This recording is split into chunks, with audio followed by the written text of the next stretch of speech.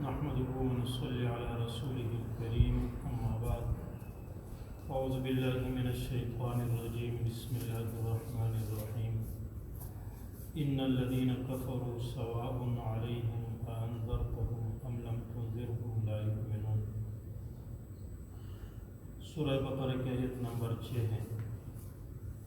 اس سے پہلے سورہ فاتحہ میں بندے نے اللہ رب العزت سے صراط مستقیم کی درخواست کی، تو اللہ رب العزت نے جواب میں یہ ارشاد فرمایا کہ ذالک الکتاب لا ریب فیہ ھدی للمتقین، کہ صراط مستقیم جو ہے وہ یہ کتاب ہے، یعنی اس کتاب پہ عمل کرنا۔ اور پھر اس کتاب کی شان میں یہ بیان فرمایا کہ اس میں شک کی کوئی گنجائش نہیں، اور یہ متقین کے لیے ہدایت ہے۔ اور پھر اس کے بعد جو ہے متقین کی 6 صفات کو بیان فرمایا، چونکہ عام طور پر جب کوئی مصلح جو ہے اصلاح کرنے والا کہیں کوئی دعوت دیتا ہے، خواہ وہ نبی ہو یا غیر نبی ہو، تو اس کے جو مخاطب ہوتے ہیں وہ 3 قسم کے ہوتے ہیں۔ ایک وہ ہوتے ہیں جو اس کے بعد کو تسلیم کر لیتے ہیں، مان لیتے ہیں، تو وہ یہاں پر جو ہے متقین ہیں، جنہوں نے رسول اللہ صلی اللہ علیہ وسلم کے ارشادات کو دل سے بھی مان لیا اور زبان سے بھی مان لیا۔ دوسرے قسم کے وہ لوگ ہوتے ہیں جو دل اور زبان دونوں سے انکار کرتے ہیں، تو آپ علیہ الصلوۃ والسلام کی دعوت سے انکار کرنے والے، ان کو پھر کافر کہا جاتا ہے۔ اور تیسری قسم کے لوگ وہ ہیں جو زبان سے اقرار کرتے ہیں اور دل سے انکار کرتے ہیں، ان کو پھر منافقین کہا جاتا ہے۔ تو چونکہ یہ لوگ جو ہیں یہ زیادہ ضرر اور نقصان پہنچانے والے ہوتے ہیں، اس لیے پہلے اللہ رب العزت نے متقین کو بیان فرمایا، اب ان 2 آیتوں میں جو ہے کفار کا بیان ہے، پھر آگے منافقین کے متعلق تقریباً 13 آیتوں میں جو ہے ان کا بیان ہے۔ تو مذکورہ 2 آیت جو ہے یہ کفار کے متعلق ہے۔ ان کے متعلق اللہ رب العزت یہ ارشاد فرماتے ہیں، ان الذین کفروا سواء علیہم، کہ وہ لوگ جنہوں نے کفر اختیار کیے ہیں برابر ہیں، انذرتہم، کہ کیا آپ ان کو ڈرائے، ام لم تنذرہم، یا نہ ڈرائے، لا یؤمنون، یہ ایمان نہیں لائیں۔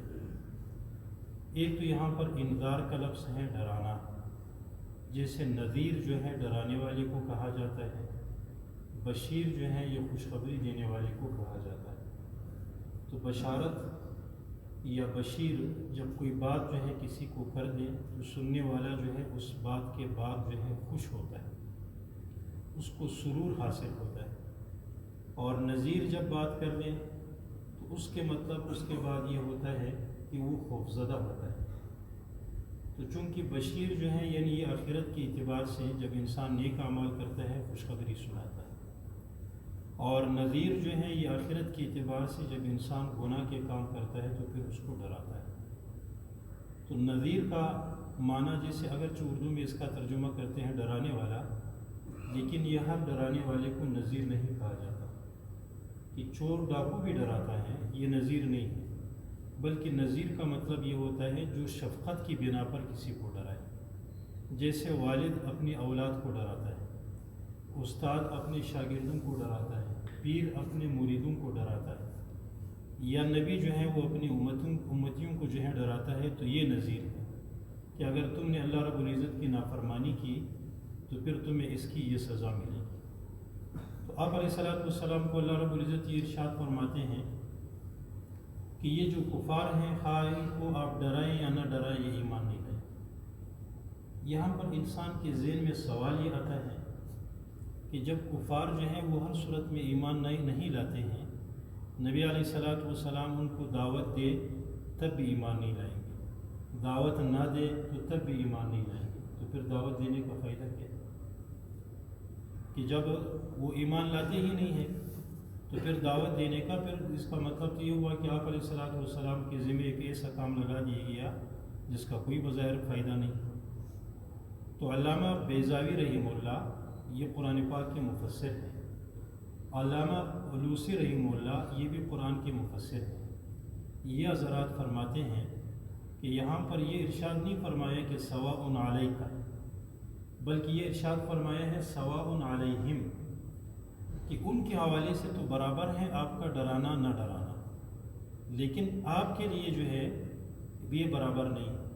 اگر آپ ڈرائیں گے اگرچہ وہ ایمان نہیں لائیں گے تو آپ کے جو مقصد ہیں تبلیغ اور دعوت، یہ مقصد پورا ہوگا اور اس مقصد پر جو اجر و ثواب ہیں وہ آپ کو عطا کر دیے جائیں.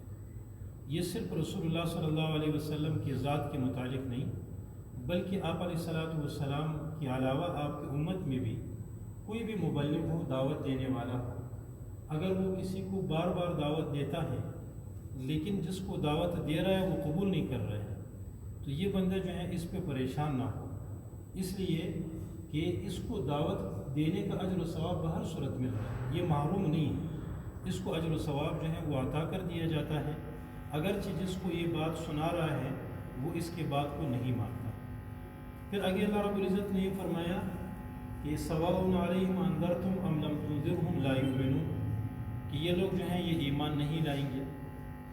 اس پہ بھی سوال ذہن میں یہ آتا ہے کہ رسول اللہ صلی اللہ علیہ وسلم جب لوگوں کو دعوت دیتے تھے تو بہت سے لوگوں نے تو دعوت کو قبول کر لیا، ایمان لایا. یہ جو صحابہ ہیں تو یہ بھی تو مکہ کے رہنے والے تھے، مہاجرین صحابہ، انصار صحابہ مدینہ منورہ کے رہنے والے تھے، یہ بھی تو پہلے جو ہے کفری زندگی گزارتے تھے، لیکن جب رسول اللہ صلی اللہ علیہ وسلم نے دعوت دے دی تو انہوں نے تو ایمان لایا. اور آیت سے یہ معلوم ہوتا ہے کہ یہ ایمان نہیں لائیں گے. تو مفسرین نے اس کی وضاحت یہ کی ہے کہ اس سے وہ لوگ مراد ہیں جو اللہ کے علم میں ایمان لانے والے نہیں ہیں، جیسے ابو جہل ہے، جیسے ابو لہب ہیں، جیسے عتبہ ہے، جیسے شیبہ ہے، کہ یہ اللہ رب العزت کے علم میں پہلے سے ہے کہ یہ لوگ ایمان نہیں لائیں گے.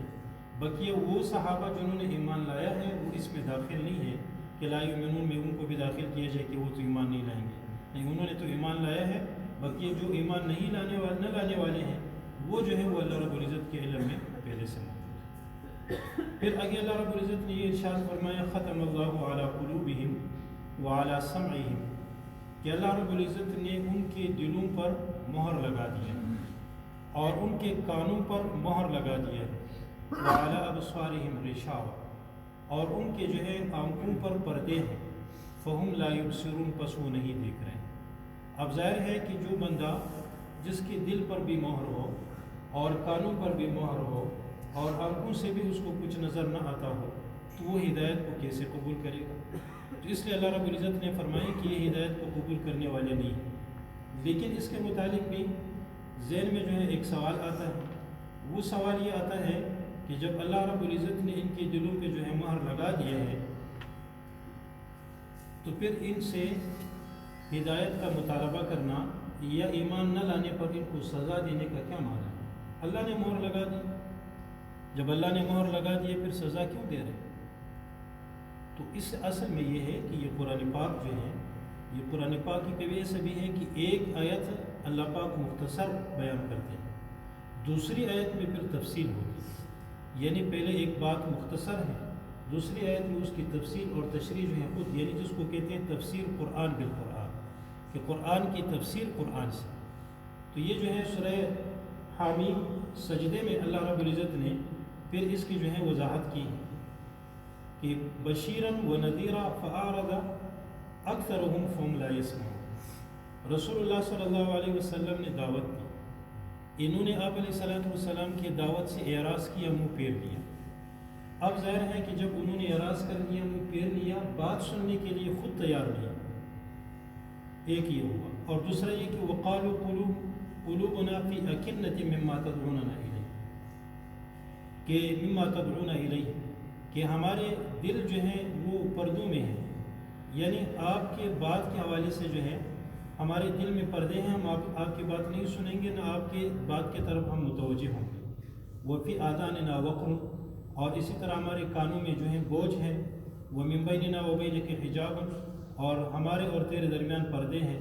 فاعمل اننا عاملون، کفار نے خود کہا کہ آپ بھی عمل کر لیں، ہم بھی عمل کرنے والے ہیں، آپ اپنے عمل میں آزاد ہیں، ہم اپنے عمل میں آزاد ہیں. تو تو اس آیت سے معلوم ہو رہا ہے کہ ان لوگوں نے خود اعراض کر لیا. جب انہوں نے اعراض کر لیا، حق کو ماننے سے اور حق کو قبول کرنے سے انکار کر لیا، پھر اللہ رب العزت نے ان کے دلوں پر جو ہے مہر لگا دیا. جیسے ایک انسان جو ہے وہ کسی کو سمجھاتا ہے، اپنے اولاد میں سے کسی کو سمجھاتا ہے، یا اسی طرح جو ہے کوئی مالک اپنے ملازم کو سمجھاتا ہے، بار بار سمجھاتا ہے لیکن پھر بھی وہ سمجھتا نہیں. آخر پھر کہتا ہے کہ بس چھوڑو، یہ تو مانتا ہی نہیں، اس کو کہنا، اس کو سمجھانا میں نے چھوڑ دیا، میں اس کو نہیں سمجھاؤں گا. اس کا مطلب یہ نہیں ہے کہ انہوں نے سمجھانے کا کام ہی چھوڑ دیا، بلکہ یہ ہے کہ اس کے اعمال ایسے ہیں، اس کا رد عمل ایسا ہے کہ یہ خود بات ماننے کے لیے تیار نہیں ہے. تو اس لیے اللہ رب العزت نے ان کے دلوں پر جو ہے مہر لگا دیا کہ وَعَلَىٰ أَبْصَارِهِمْ غِشَاوَةٌ وَلَهُمْ عَذَابٌ عَظِيمٌ. اللہ رب العزت فرماتے ہیں کہ ایسے لوگوں کے لیے بڑا عذاب ہے. جیسے ایک آیت میں اللہ رب العزت فرماتے ہیں یہدی من یشاء ویضل من یشاء. جس کو اللہ رب العزت چاہے اس کو ہدایت دیتے ہیں، اور جس کو اللہ رب العزت چاہے اس کو گمراہ کرتے ہیں. تو اب کیا اس کا مطلب کیا ہے؟ جو ہدایت پہ ہے وہ اللہ کی چاہت کے مطابق ہے، جو گمراہ ہے وہ اللہ نے چاہا ہے، تو پھر اللہ عذاب کیوں دیتے ہیں؟ جس کو ہدایت ملی ہے وہ اللہ نے دی ہے، تو پھر اس کو اس ہدایت پر اجر و ثواب کیوں؟